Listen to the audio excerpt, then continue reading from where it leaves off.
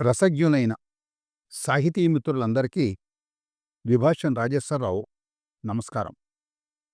సంస్కృతం నుండి ఇతర భాషల నుండి తెలుగులోకి అనువదించడానికి మనం అలవాటు పడ్డాం. కానీ మన తెలుగు వెలుగు జిలుగులను ఇతర భాషలలోకి పంపించడం సకృతగానే జరుగుతున్నది అనే ఆవేదనతో మన తెలుగు కవితా మాధుర్యాన్ని ఇతరులు కూడా తెలుసుకుని ఆనందించడం కోసం కవితోదయ చంద్రిక పేరుతో తెలుగు ప్రబంధాల్లోని అందమైన పద్యాలను, ఘట్టాలను, చాటువులను, క్షేత్రయ్య మొదలైన వారి పదాలను ఎంచుకుని శ్లోకాలుగాను, గేయాలుగాను సంస్కృతీకరించి తెలుగు సాహిత్యపు సొగసులను దిగంతాలకు విస్తరింపజేసిన మహామనీషి శ్రీ గిడుగు వెంకట సీతాపతి గారు. శ్రీ సీతాపతి గారు విశాఖపట్నం జిల్లా భీముని పట్టణంలో 1885 జనవరి 28వ తేదీన జన్మించారు. వీరి తండ్రిగారైన గిడుగు వెంకటరామమూర్తి గారు అప్పుడు పర్లాకిమిడిలో ఉపాధ్యాయులుగా ఉన్నందున గిడుగువారి బాల్యం పర్లాకిమిడిలోనే గడిచింది. గిడుగువారి ప్రతిభ 4వ ఏటనే కనిపించింది.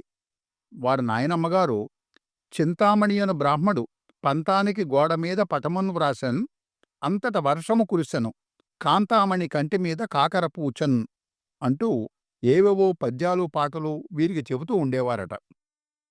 పండితకోటికి పిడుగు వంటి సీతాపతి తండ్రి గిడుగు రామ్మూర్తిగారు తలాతోకాలేని ఈ పద్యాలేమిటి అని కొంచెం విసుక్కునేవారట. అప్పుడు సీతాపతి గారు, అదికాదు నాన్నగారు, గోడమీద కాంతామణి పటం రాస్తే వాన పడితే బొమ్మ కన్ను తడిసింది, అందులోని నీటి చుక్క ఒకటి కాకరపువ్వు అయిపోయింది అని నాయనమ్మని సమర్థించారట. ఆమె ఎంతో పొంగిపోయారట. గిడుగువారు FA వరకు పార్లాకిమిడిలోనే చదివారు. తర్వాత మద్రాస్ క్రిస్టియన్ కాలేజీలో BA పూర్తి చేశారు. వారు 2వ ఫారం నుంచి 2వ భాషగా సంస్కృతం చదివారు. BAలో అదృష్టవశాత్తు శ్రీ వేదం వెంకటరాయ శాస్త్రి గారి వంటి వారు వీరికి గురువులవటంతో వీరు భాషకు మరింత పదును పెట్టుకున్నారు. వీరికి లా చదివి ప్లేడరీ వృత్తి చేపట్టాలని గాఢంగా కోరిక ఉండేది. కానీ తండ్రిగారి సూచన మేరకు LT ట్రైనింగ్ పూర్తి చేసుకుని పర్లాకిమిడి హైస్కూల్లో చరిత్ర ఉపాధ్యాయులుగా ప్రవేశించారు. తర్వాత సంవత్సరం పాటు కోరాపుట్టిలో హైస్కూల్ హెడ్మాస్టర్గిరి చేసి 1911లో పర్లాకిమిడిలో వారి తండ్రిగారి పదవీ విరమణ వల్ల వారి స్థానంలో చరిత్రోపన్యాసకులుగా చేరారు. అప్పటి నుంచి 20 సంవత్సరాల వారి జీవితం వివిధ రంగాలలో కమ్మెచ్చునలాగిన బంగారు తీగలాగా సాగింది. వీరు రచించిన తెలుగు కావ్యాలలో ముఖ్యమైనవి భారతీ శతకము, సరస్వతీ విలాసము మొదలైనవి. సీతాపతి గారు రచనలన్నీ ఒక ఎత్తు అయితే బాలల కోసం సృష్టించిన సాహిత్యం మరొక ఎత్తు. ఈయన రాసిన చిలకమ్మ పెళ్ళి, ఎలకా పిల్లి, రైలుబండి, ఈగా సాలీడు మొదలైన రచనలు 1907, 1909 మధ్యకాలంలో వివేకవతి అనే పత్రికలో ప్రచురితమయ్యాయి.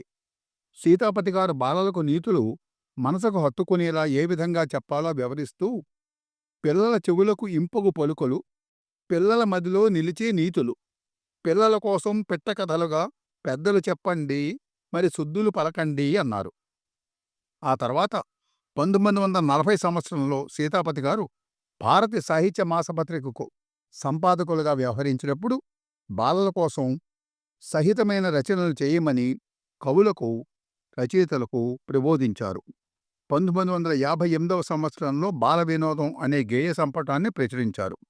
రాష్ట్ర ప్రభుత్వం స్థాపించిన బాల సాహిత్య రచనాలయాలని నిర్వహించి యువ రచయితలకు శిక్షణ కూడా ఇచ్చారు. ఎందరో కవులకు, రచయితలకు మార్గదర్శకులయ్యారు. అందుకే ఈయనని ఆధునిక బాలగేయ సాహిత్య ఆద్యులు అని అంటారు. వీరు బైబిల్లోని 3 సువార్తలను సవర భాషలోకి అనువదించారు. కేంద్ర సాహిత్య అకాడమీ వారి అభ్యర్థనపై తెలుగు సాహిత్య చరిత్రను ఆంగ్లంలోకి అనువదించారు. 1945లో మాగంటి బాపినీడు సంపాదకత్వంలో వెలువడిన ఆంధ్ర సర్వస్వమునకు అనేక వ్యాసాలు రచించి విశేషంగా తోడ్పడ్డారు. 1949లో తెలుగు భాషా సమితి ఏర్పడినప్పుడు తెలుగు విజ్ఞాన సర్వస్వపు ప్రధాన సంగ్రహకులుగా నియమితులయ్యారు. సూర్యరాయాంధ్ర నిఘంటువునకు చివరి దశలో వీరు గౌరవ సంపాదకులుగా పనిచేశారు. కేంద్ర సాహిత్య అకాడమీ సంకలనం చేసిన భారతీయ గ్రంథ సూచీలోని తెలుగు విభాగానికి వీరు సంపాదకత్వం వహించారు. వీరి కుటుంబం ఆంధ్రాభిమానానికి ప్రసిద్ధికెక్కింది. పర్లాకిమిడి తాలూకాను ఒడిశా రాష్ట్రంలో చేర్చడానికి జరిగిన ప్రయత్నాన్ని వీరు, వీరి తండ్రి రామ్మూర్తి గారు తీవ్రంగా ప్రతిఘటించారు.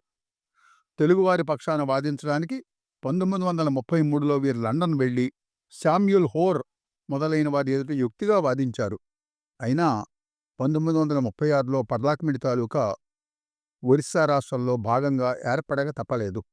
తర్వాత రాజమండ్రి చేరిన సీతాపతి గారు రాజకీయాలలో పాల్గొని జిల్లా బోర్డు, మున్సిపల్ కౌన్సిలు, సెనేటు మొదలైన సంస్థల్లో సభ్యులుగాను, అధ్యక్షులుగాను పనిచేశారు. వీరు రచించిన తెలుగు చందోరీతులు అనే గ్రంథానికి ఆంధ్రప్రదేశ్ సాహిత్య అకాడమీ పురస్కారం లభించింది. వీరికి ఆంధ్ర విశ్వ కళాపరిషత్తు కళాప్రపూర్ణ ఇచ్చి గౌరవించింది. వీరి ఇంగ్లీషు రచనల్లోని విశిష్టతను గుర్తించి వాషింగ్టన్లోని అంతర్జాతీయ అకాడమీ వీరికి డీలిట్ గౌరవం ఇచ్చింది. శ్రీ సీతాపతి గారు గూడవల్లి రామబ్రహ్మం గారి అభ్యర్థన మేరకు 1938 సంవత్సరంలో మాలపిల్ల చిత్రంలో నటించారు. తర్వాత ఇంకా రైతుబిడ్డ, భక్తిమాల, పంతులమ్మ, పల్నాటి యుద్ధం మొదలైన చిత్రాల్లో కూడా నటించడం జరిగింది. సిద్ధభాషా పరిశోధకుడు, విజ్ఞాన సర్వస్వ నిర్మాత అయినటువంటి శ్రీ గిడుగు వెంకట సీతాపతి గారు 1969 సంవత్సరం ఏప్రిల్ 19వ తేదీన హైదరాబాద్లో స్వర్గస్థులయ్యారు. ఇవాళ వారి జయంతి సందర్భంగా ఆ మహనీయునికి మన తెలుగువారందరం నీరాజనాలర్పిద్దాం. సెలవు. నమస్కారం.